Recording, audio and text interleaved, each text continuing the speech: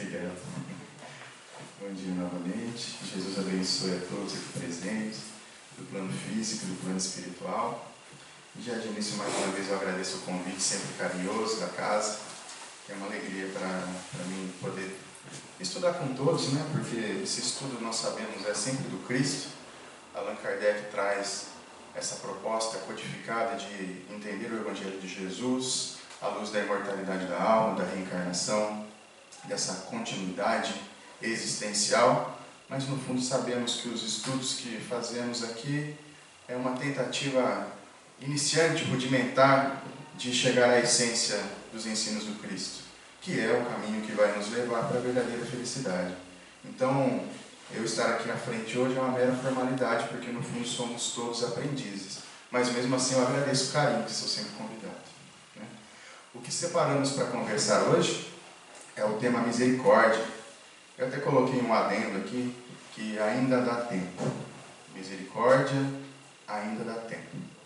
Como comentei na abertura, os ensinos de Jesus para nós ainda são, de fato, pouco atingíveis. Mas sabemos que é um caminho inevitável. Esse tema especial, para mim, ainda é muito distante do que eu deveria fazer efetivamente nos meus relacionamentos. Mas não me foge da mente, da razão, a necessidade de buscar cada vez mais incorporar nas minhas atitudes, nos meus pensamentos, na minha fala, nos meus sentimentos, a virtude da misericórdia.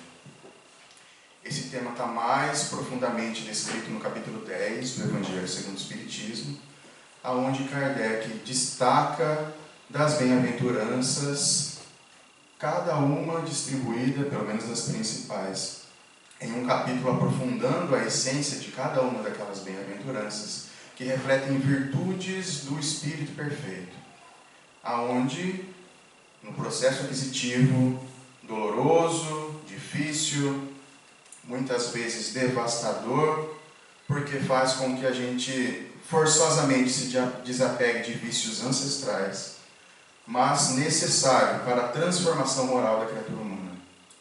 Então, cada uma das bem-aventuranças são virtudes que, ao longo do nosso processo existencial, iremos incorporar espontaneamente nas nossas ações. Por enquanto, no meu ponto de vista, ainda vemos ela muito teórica, e a proposta é discutir, primeiro entendendo a sua essência e depois tentando cada um, dentro da sua realidade, inseri-la nos nossos círculos sociais, nos nossos círculos familiares, nos nossos círculos profissionais, né?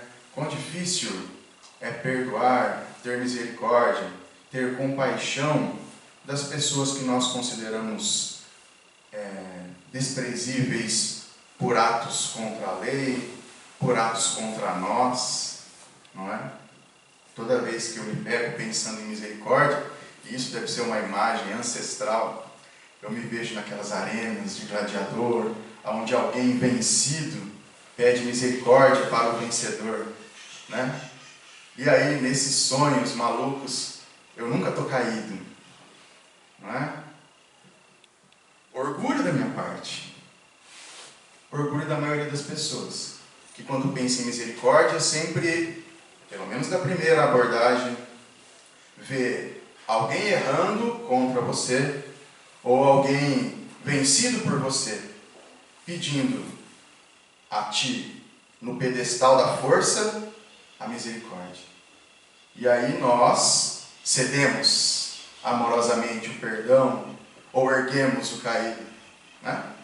Mas nós dificilmente nos colocamos na posição daquele que ofendeu e precisa do perdão, na posição daquele que errou ou perdeu e precisa ser reerguido, porque ainda em nós é muito forte a paixão da vaidade, do orgulho propriamente dito, e do egoísmo, que diz Kardec que é o maior entrave ao progresso. Egoísmo, derivado do orgulho, seu pai, não é? Então, eis nossa tarefa de estudar a misericórdia do ponto de vista do vencido, estudar a misericórdia do ponto de vista de quem tem que buscar a reconciliação, e não apenas aquele que tem que ceder o perdão para reconciliar-se com alguém que nos feriu.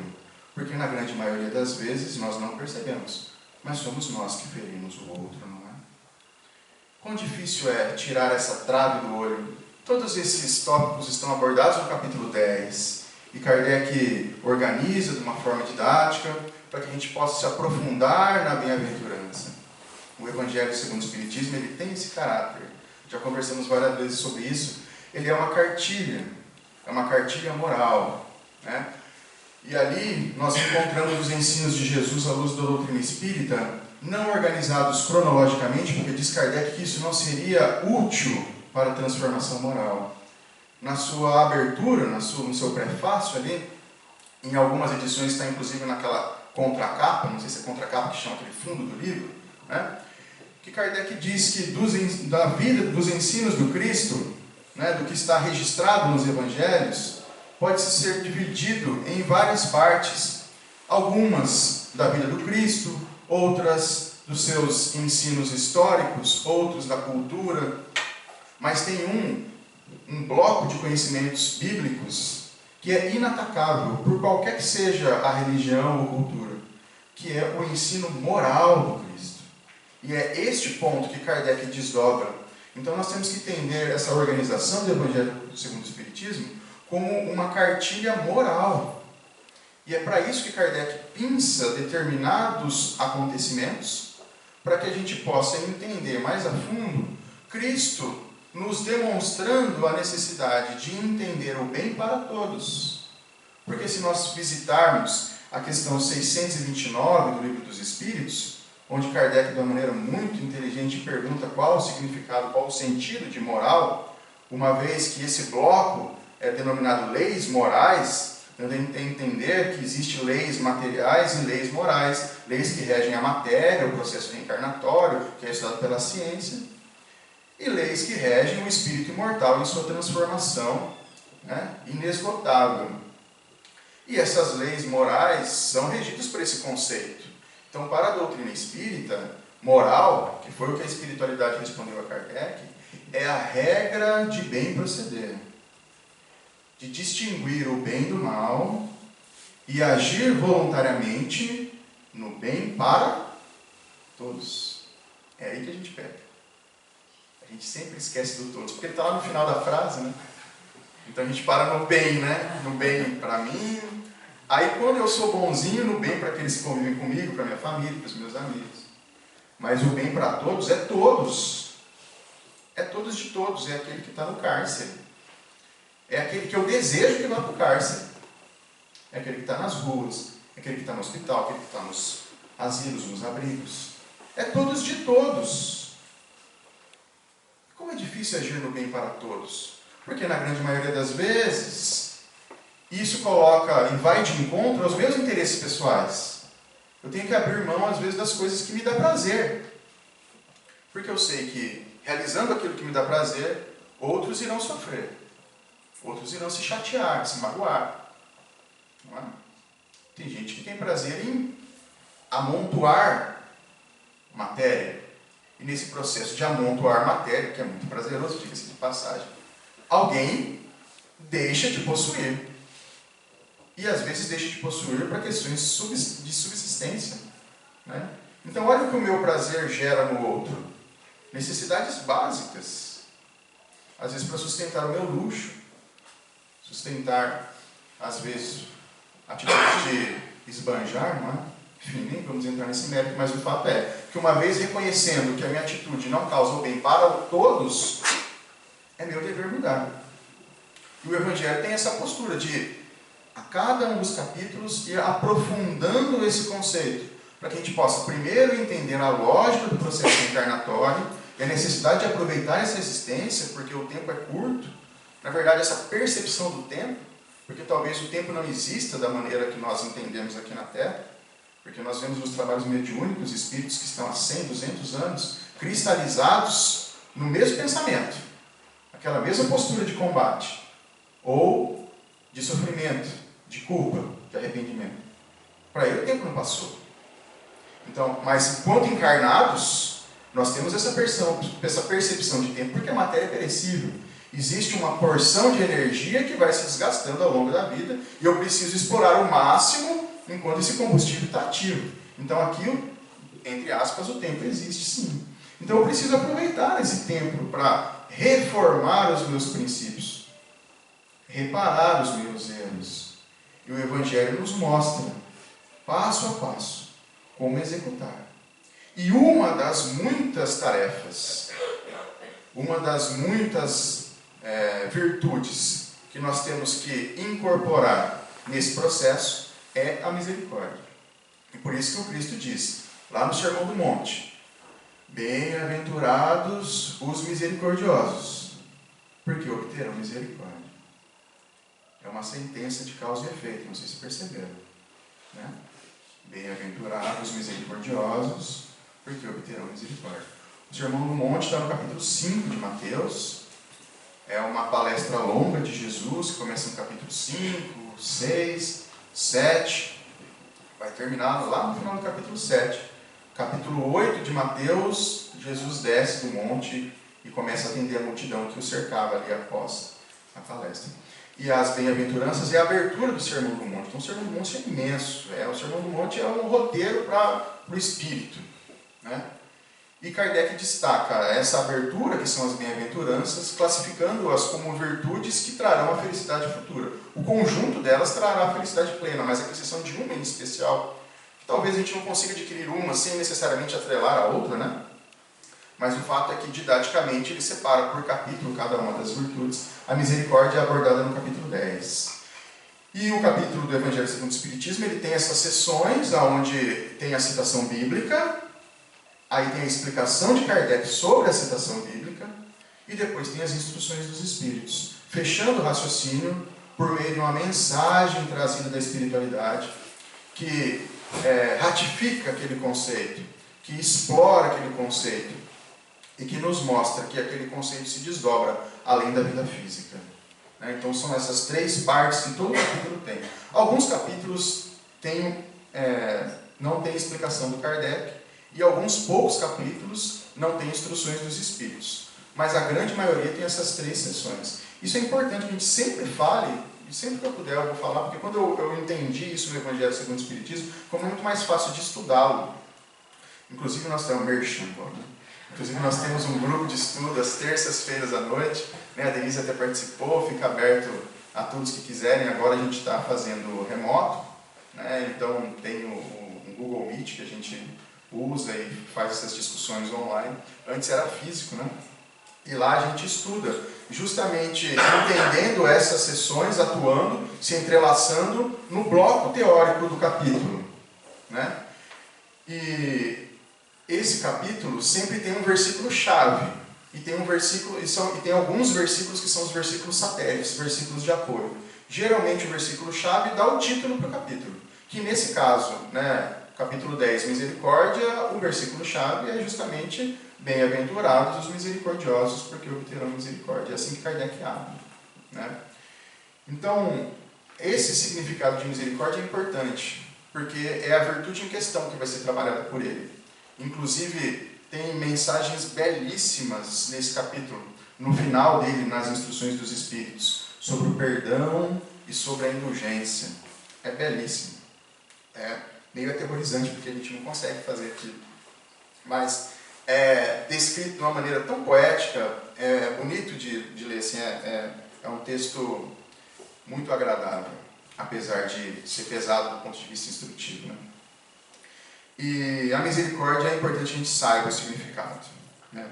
Então, o significado dessa virtude proposta pelo Cristo para a felicidade futura é pena causada pela miséria alheia, pelo sofrimento alheio. Compaixão ou piedade são seus sinônimos.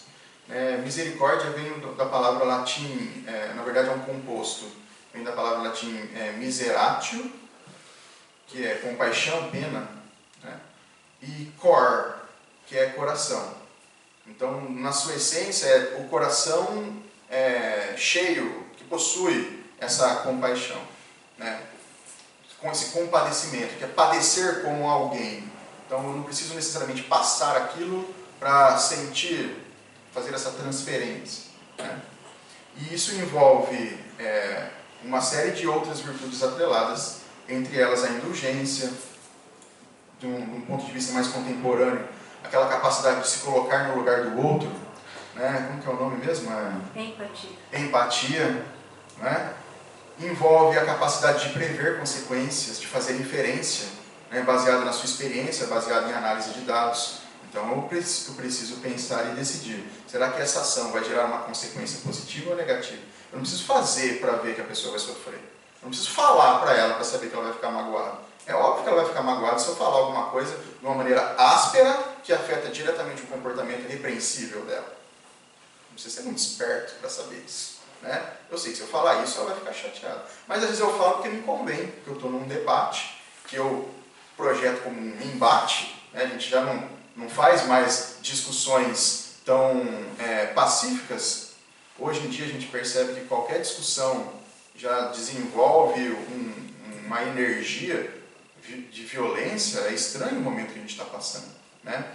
Então é um cuidado que a gente tem que ter. Pense muito antes de responder, antes de escrever nas redes sociais. O que está registrado não sai mais, aquilo é multiplicado e replicado, transferido e copiado. Temos que ter a cabeça fria nesse aspecto. Que é o que o Cristo espera de nós? Uma reflexão antes da ação e após também a ação. A gente vai ver nas citações bíblicas. Misericórdia tem essa postura de compaixão, padecer de compadecimento, né? Perdão concedido em consequência desse sentimento. E é aqui que a gente se apega. Na maioria das vezes a gente entende misericórdia como esse segundo significado, que uma vez desenvolvendo ou sentindo isso, né, a gente perdoa baseado nesse sentimento. E aí que vem essa postura de superioridade, como se eu estivesse sendo lesado e perdoando alguém. Mas a gente se esquece que às vezes tem um monte de pessoas que foram lesadas por nós e a gente sequer se deu conta, né? Então essa inversão de valores, essa posição sempre de relacionamento que a gente está no meio, na interface do conjunto, a gente não está sempre na ponta de lá e nem na ponta de cá. Sempre a gente está na interface, sempre a gente está tangenciando. A gente não vive numa linha. Dificilmente a gente vê fenômenos lineares, né, na natureza. São fenômenos sempre comportamentais de oscilação e de relacionamento em conjunto, de cadeia, em rede.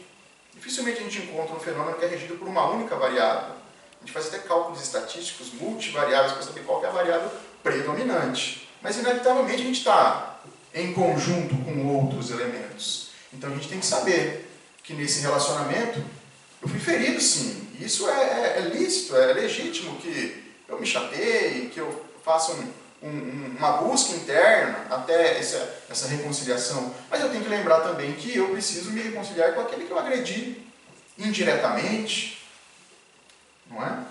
Então, nesse conjunto, aí faz mais sentido, no conjunto, misericórdia para ter misericórdia.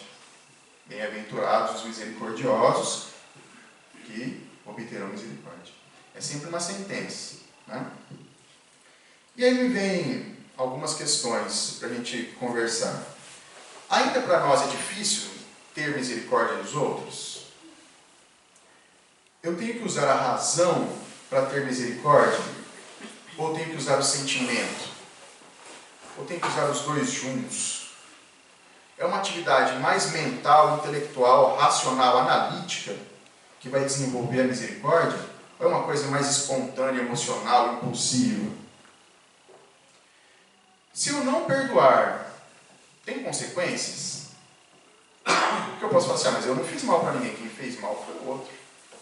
Eu simplesmente não vou perdoar e ele que busque a justiça divina. Não fui eu o agente do mal. Eu apenas não dei o perdão solicitado.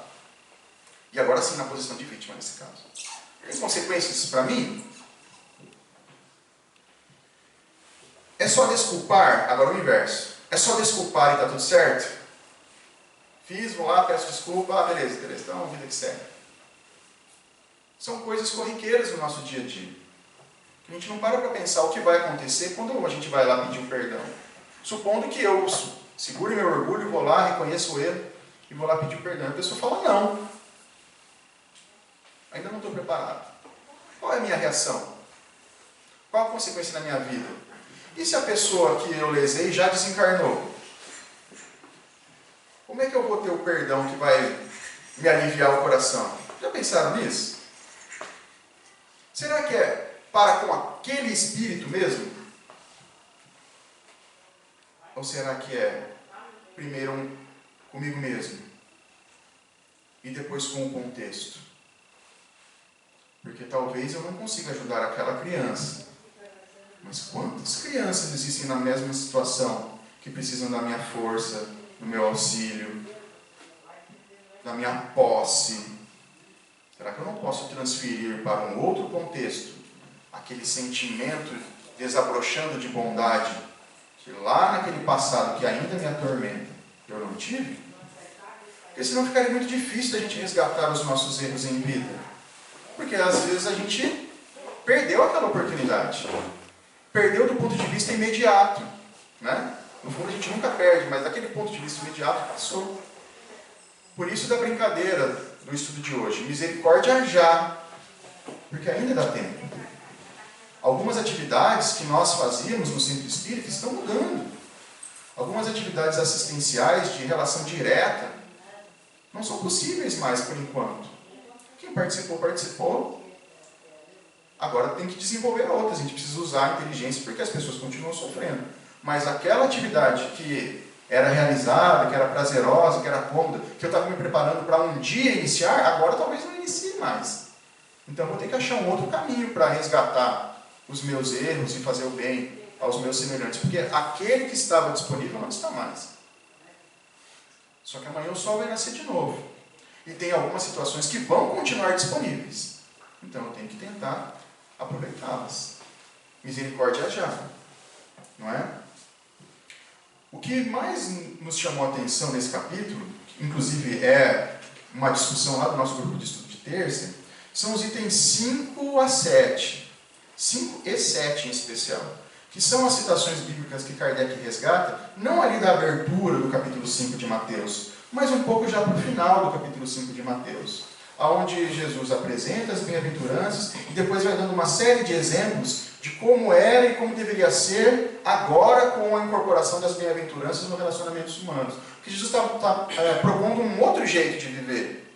Ele não está falando que a lei não existia, que ele está refazendo a lei. Ele está falando assim, olha, existe essa lei e agora com as bem-aventuranças você tem que fazer essa lei de uma maneira mais detalhada. Não é? E Kardec separa dois trechos muito curiosos e nos chamou a atenção que ele coloca invertido.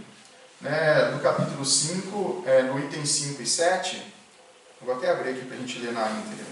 É o versículo 25 e 26, que ele apresenta no item reconciliação com os adversários. E depois ele coloca o versículo anterior, o 23 e o 24. Então, somando essas duas passagens, de 5 a 8, do capítulo 10 do Evangelho segundo o Espiritismo, nós temos 4 versículos sequenciais. Então, olha a importância. Que estão desdobrando um conceito importantíssimo para nós, a reconciliação. Vamos ver os versículos na ordem cronológica para a gente entender o que está acontecendo. Porque é importante a gente saber o que levou Kardec a explorar esse episódio e retirar exatamente esse versículo para nos mostrar a importância da reconciliação e do sacrifício que a gente deve fazer para entrar em contato com Deus. Porque ele apresenta a reconciliação e apresenta depois na sequência o sacrifício mais agradável a Deus. Como se ele quisesse nos dizer que para ir a Deus, precisamos fazer o que antes? Reconciliação. Vocês acham que Kardec colocou essa ordem aleatoriamente? Uma pessoa didática e profundo conhecedor da pedagogia e da instrução? Claro que não. Se isso é uma cartilha moral, essa sequência faz sentido para a nossa ação, para incorporar isso. Né? Então vamos ver os versículos na íntegra para a gente entender o que estava acontecendo. E aí, o que fez Kardec recortar esses versículos para mostrar reconciliação com os adversários, caminho como a gente chega, né? Talvez um dos mais importantes, para a gente chegar a esse contato íntimo com Deus. Então vamos ver na Bíblia o que estava acontecendo. Vamos viajar para o capítulo 5 de Mateus agora. Eu estou utilizando a tradução do Haroldo Dutra Dias, do Novo Testamento, que no final tem alguns comentários do ponto de vista cultural, né, que ele fez uma tradução direto da língua matriz, no caso o grego, que foi escrito esses evangelhos, né? Mas ele estudava também o aramaico, que era falado pela população na época, né, era a língua falada. Então, no final de cada sessão, tem uma série de explicações, e uma dessas aqui é muito curiosa, inclusive, e lendo as explicações do Haroldo Dutra, no final dessa sessão, me fez mais sentido as explicações do Kardec, depois lá no Evangelho segundo o Espiritismo. Eu vou ler aqui, para vocês, depois de a gente conversar. Às vezes vocês acham que nossa, o Rodrigo está viajando, não tem nada a ver, está criando pelo em ovo. Mas fez sentido para mim. Pode ser que seja uma interpretação equivocada. Vamos ler o episódio todo, tá? Então é um desfecho do Sermão da Montanha. Jesus já apresentou as bem-aventuranças, ele está dando esse ponto de vista. A lei vigente e a lei com a incorporação das bem-aventuranças, como deveria ser. Ouvistes o que foi dito aos antigos: não matarás. E aquele que matar está sujeito ao julgamento. Isso é Jesus falando para as pessoas que estavam escutando o sermão. O que ele está querendo dizer? Olha, vocês lembram lá dos 10 mandamentos? Lembram da lei mosaica? Já está escrito lá, não matarás, né? Não cobiçarás a mulher do próximo, não prestarás falso testemunho. 10 mandamentos. Isso é antigo, né? Era a lei vigente da época. Dizem os historiadores a divergência, mas em torno de 1.500 a 2.000 anos antes do Cristo. No caso, quase 4.000 anos antes de nós. E a gente ainda não cumpre. Né? Olha que terrível. Mas Jesus está dizendo, olha, isso aqui é o básico. Vocês já sabem, né? Que quem matar vai ser sujeito ao julgamento. E aí ele complementa. Eu, porém, vos digo que todo aquele que se encoleriza com o seu irmão estará sujeito a julgamento. É aquele que fica nervoso. Aquele que se enraiva, que fica com raiva. Né? Está começando a ficar mais difícil para a gente, né? Ainda tem coisa pior. Quem disser ao seu irmão raca, estará sujeito ao sinédrio, que era o julgamento dos judeus. Né? Era a cúpula que julgava os crimes culturais, né, dos judeus. Os romanos permitiam alguns julgamentos internos, e o sinédrio era quem fazia isso. E quem disser louco, estará sujeito ao Gena do fogo, que era o lugar que eles queimavam os lixos e jogavam as coisas impuras. Né? Então perceba como Jesus aprofunda a questão da violência.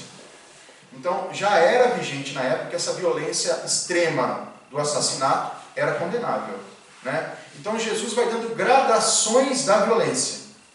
A violência do pensamento, né? Que é, eu não preciso expor o que eu estou pensando. Às vezes acontece alguma coisa e eu fico com raiva da pessoa, mas eu não faço essa exposição. Mas por dentro eu estou furioso de raiva, às vezes eu até saio de perto. Então ele fala que isso também é repreensível, porque é falta de indulgência. Eu tenho que tentar compreender, tenho que tentar educar. Para nós ainda é difícil, mas é um processo que a gente vai ter que adquirir. Não tem muito como fugir. E ele dá uma outra gradação, que é a exposição, por meio da fala, dessa raiva internalizada, que também é extremamente violento.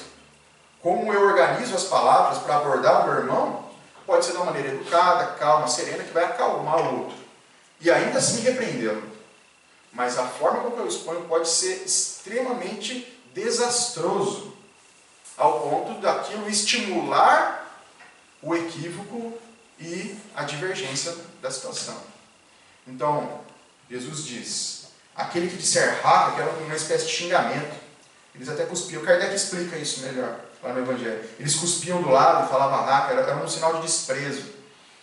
E depois ele fala, não apenas o raca, mas quem disser que o outro está louco, também será julgado e condenado.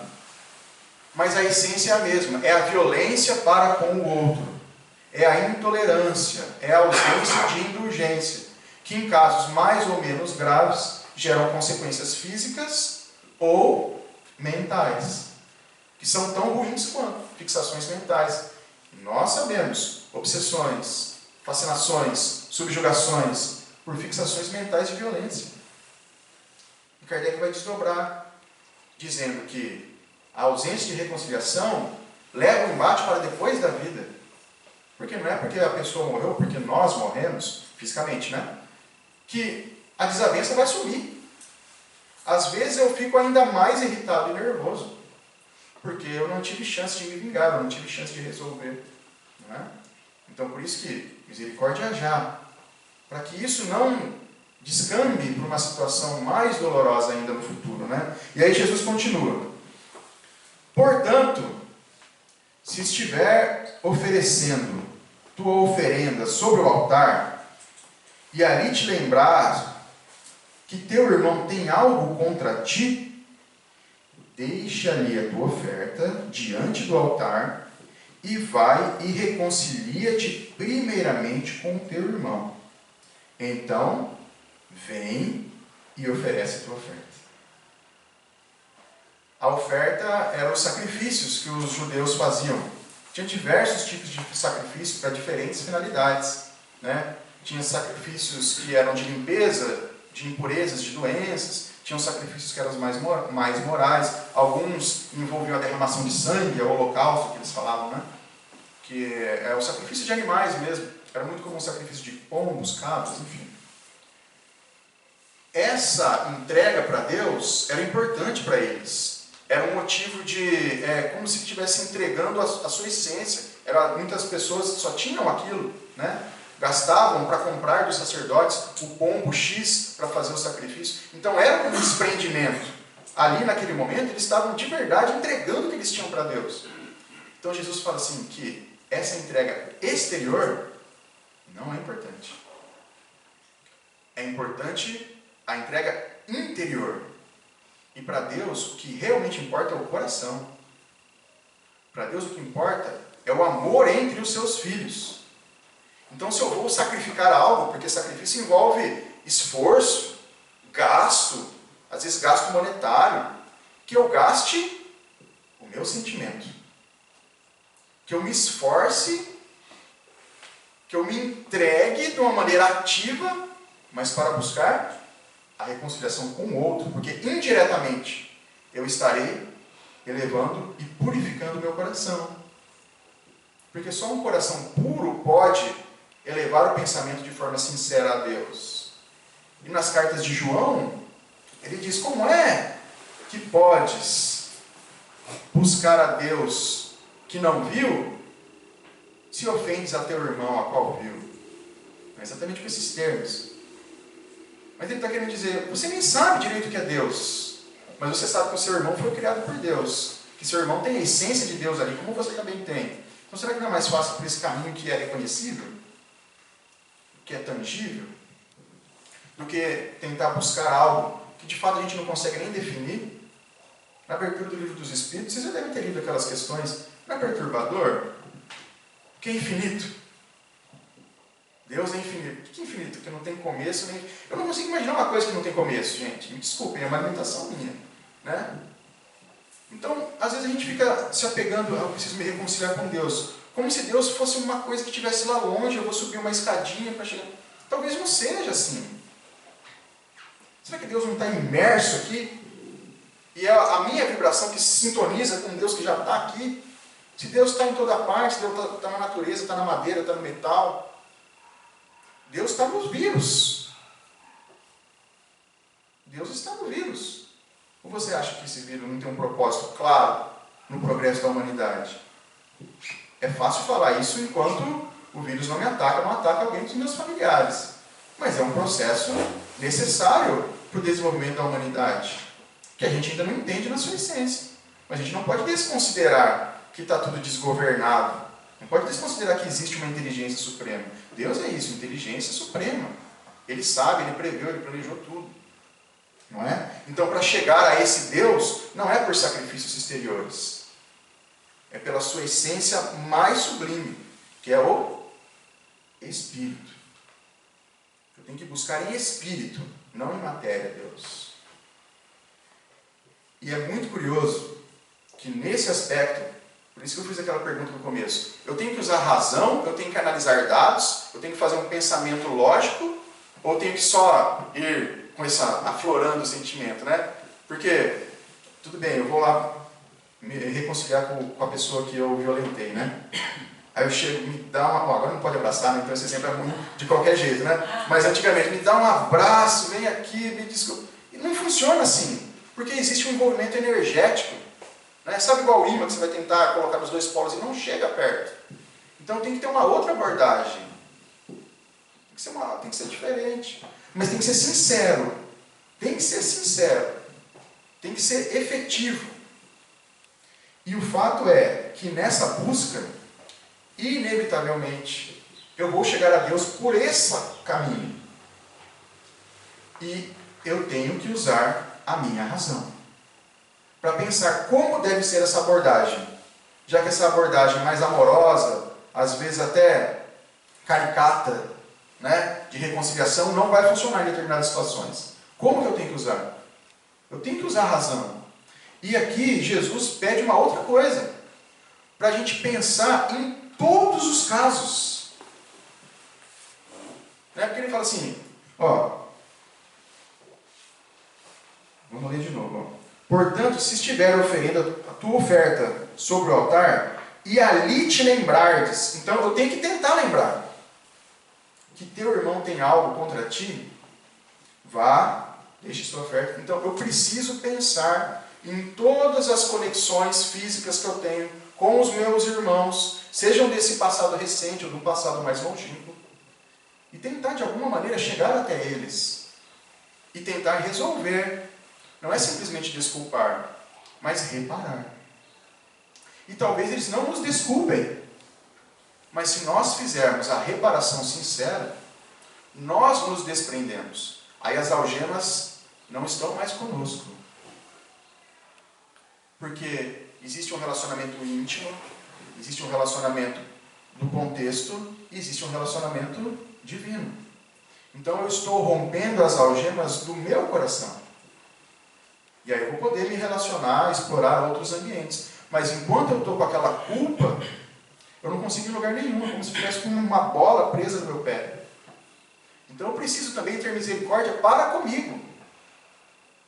Eu preciso pensar que às vezes aquela atitude foi repreensível, mas que foi o que eu conseguia no momento.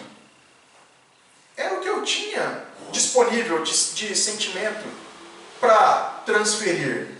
Hoje é diferente. Hoje mais maduro, a gente consegue pensar mais, e aí vem de novo a importância da gente analisar as consequências, para não agir tanto por impulso. Usar a inteligência. Inteligência não só de conhecer coisas, mas de fazer essa viagem mental, de ir e voltar, de imaginar como seria. A gente faz isso em frações de segundo. A gente imagina final de filme, a gente imagina... Não é? Eu fico imaginando de trás para coisa errada, né? Como eu deveria ter respondido e não respondi. Nossa, perdi a chance de dar aquela resposta. Olha que terrível, né? A gente imagina isso com tanta riqueza de detalhes, né? Fico pensando nos adjetivos, na postura que você tinha que falar ali. Bobeira, você fica vivendo o debate. É terrível isso. Mas por que não fazer o contrário? Usar essa capacidade criativa para imaginar como vai ser o desfecho, para saber se eu vou fazer ou não. Porque eu posso mudar a tempo. A gente faz isso em frações de segundos. E isso é racional. Não envolve conhecimento de logaritmo, nem nada disso. Porque a gente sempre associa inteligência a coisas ligadas à escola, à ciência. É consequência. Por ali a gente estimula o pensamento. A gente treina, a gente amadurece. Mas no fundo a inteligência tem diversos desdobramentos. A gente precisa usá-la. Porque lá no Livro dos Espíritos, se não me falha a memória, na questão 780, eu tenho que ver depois o número certo, é na lei do progresso. Kardec pergunta se o progresso moral segue sempre o progresso intelectual. A pergunta é invertida, né? Mas ele está perguntando assim, a inteligência vem primeiro e depois vem a moralidade? A resposta é que sim. Que primeiro vem a inteligência e depois vem a moralidade. Porque eu preciso conhecer as coisas, discernir o certo e o errado, para escolher voluntariamente. Eu não posso ser punido por uma coisa que eu não sabia que ia dar errado. Então eu preciso primeiro saber o que é certo e o que é errado. Mas uma vez sabendo, eu tenho que usar essa faculdade para escolher e não ficar vivendo em roleta russa. E às vezes a gente se pega vivendo em roleta russa. Vou fazer para ele, depois eu vejo o que vai dar. Não. Eu tenho que fazer pensando no bem para todos, porque isso é progresso moral. É o que Jesus está querendo dizer aqui. Pense nas consequências dos seus relacionamentos passados. Limpe o seu coração por meio da reparação desses relacionamentos. E retorne ao altar. Porque no fundo aí você nem precisa retornar ao altar. Você vai estar vivendo o altar. Não é?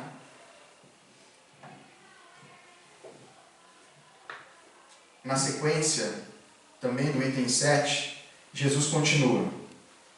Ser benevolente depressa para teus adversários, enquanto estás no caminho com ele, para que o adversário não te entregue ao juiz, e o juiz não entregue ao oficial, e sejas lançado na prisão. Eu vos digo que de modo algum sairás dali, até que restituas o último quadrante. Então, essas duas passagens que são tão emblemáticas para nós no Espiritismo, a gente discute elas, né, de modo tão profundo, separadas, na verdade foram ditas na sequência por Jesus. Então ele fala da gradação da violência, ele fala que se você lembrar que você fez violência de qualquer um daqueles níveis, é necessário que você busque a reconciliação para chegar com o coração puro a Deus. E aí depois ele fala, e se você ainda tem um adversário, por mais que você não tenha feito um mal direto para ele, busque. Porque nessa outra do altar, nós discutimos muito lá no grupo de estudo, que talvez possa ser ações que a gente não percebeu. Então quando ele fala assim, olha, pense nos seus irmãos. Aí você vai lembrar assim, nossa, mas será que aquilo que eu falei lá no almoço de domingo, será que a pessoa ficou ofendida? Deixa eu ir lá ver, né? Então ele está falando assim, ó, pense, sabe aquela piada de WhatsApp que você mandou, maldosa? Será que a pessoa se ofendeu? Então pense e vai lá, porque às vezes não foi sua intenção. Agora aqui é mais vigoroso o negócio. Eu tenho um adversário. Então, existem diferenças claras e diretas ali. Esse é meu adversário, né? Então eu tenho que buscar. Então é um outro nível de reconciliação ali. É mais firme, né? Eu diria que é mais difícil, eu acho, né? Porque para você chegar para a pessoa que declaradamente você tem diferença, nossa, é um desprendimento imenso, né? Que um dia nós temos que desenvolver, mas eu ainda tenho muita dificuldade. Eu estou na prisão, eu vou ficar na prisão um tempo ainda, porque diz aqui que a gente não vai sair até pagar o último centil, não é? Mas percebam que existe uma escala, né? Primeiro ele vai entregar para o juiz, depois ele vai entregar para o oficial, e aí a gente vai ficar preso. Quem que vocês acham que é o juiz?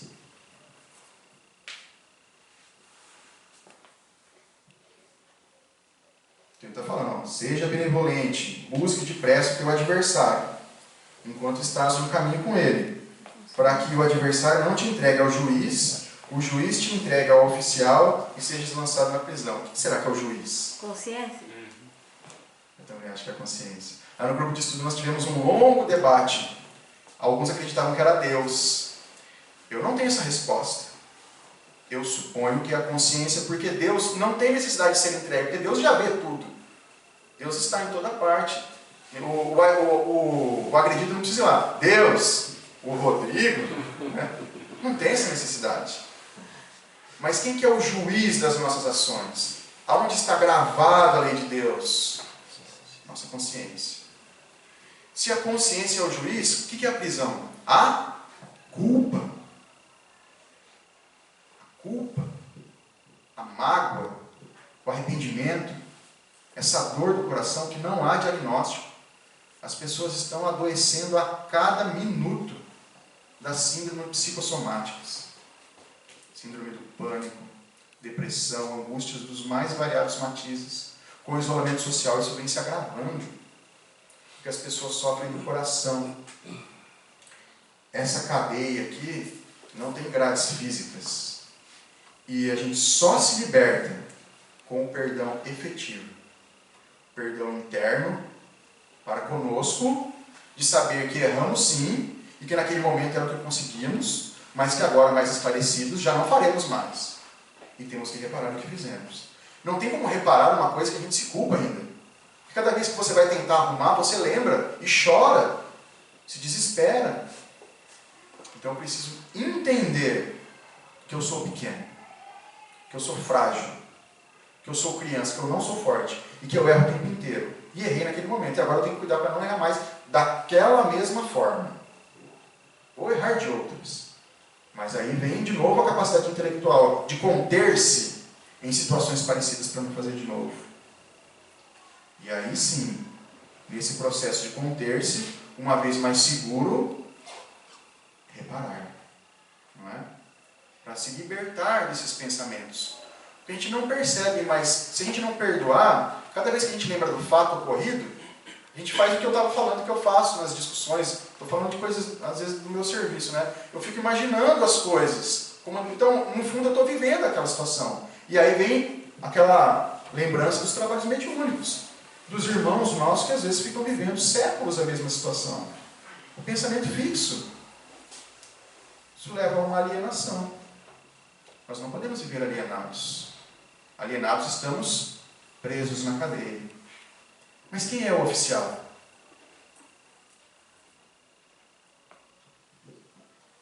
E aqui tem uma nota que é curiosa do Haroldo Dutra, porque no texto está escrito oficial. Em algumas traduções, na outra Bíblia que eu tinha em casa, estava soldado.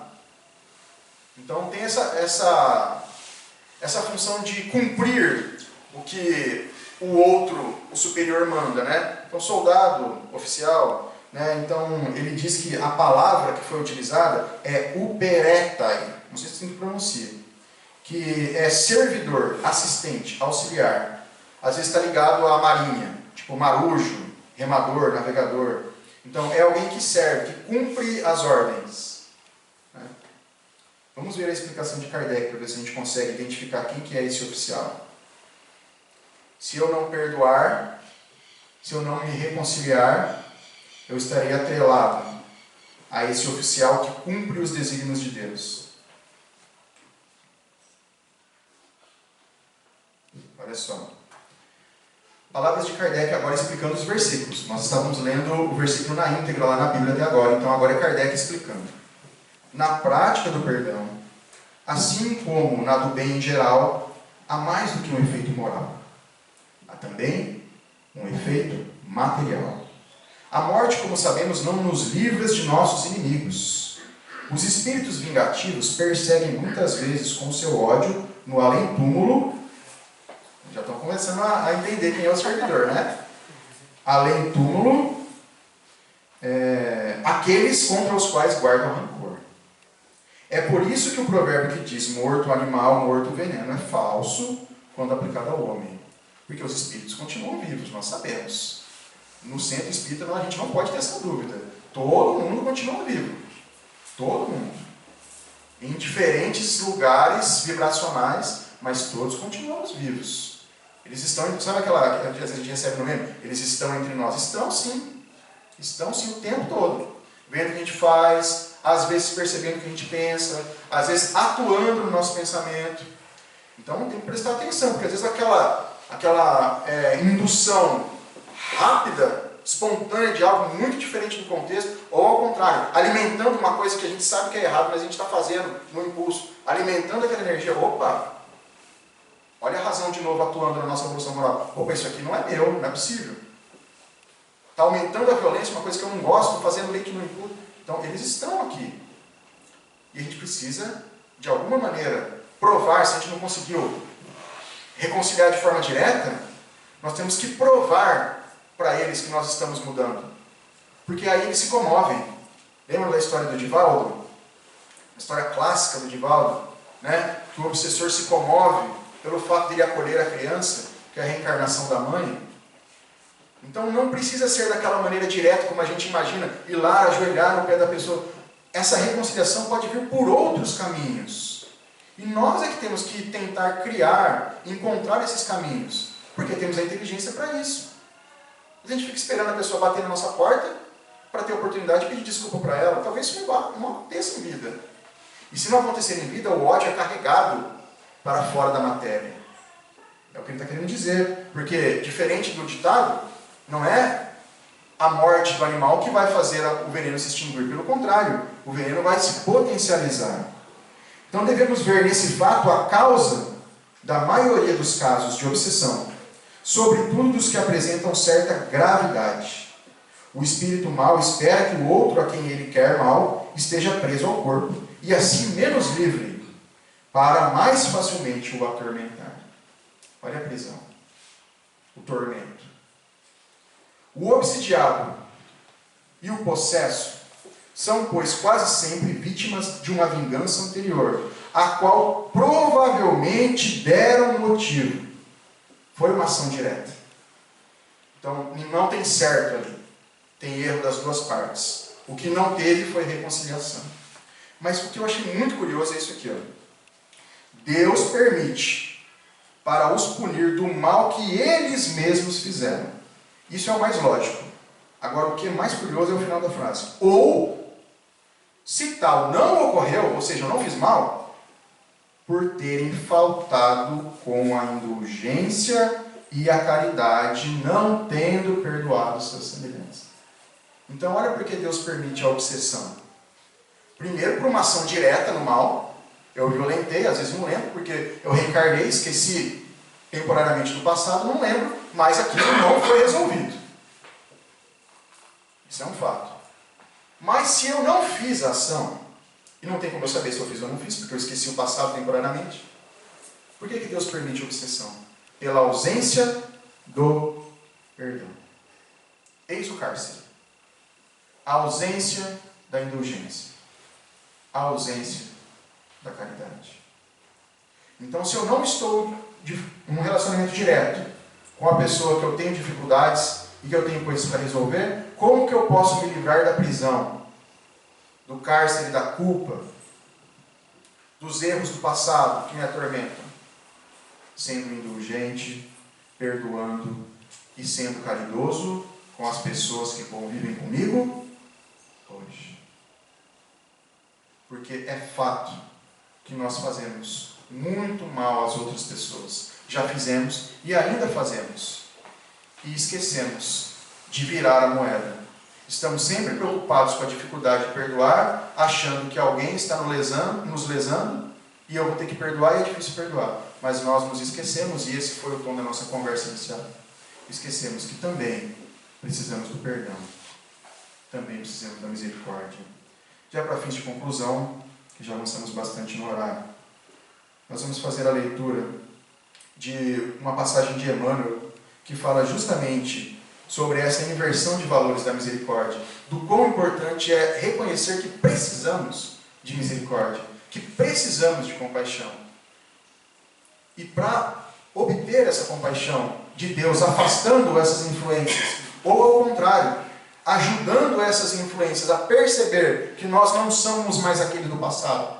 E aí o afastamento acontece voluntário, o que é mais bonito, não é? Não preciso retirar a pessoa de perto daquele que está sendo obsidiado.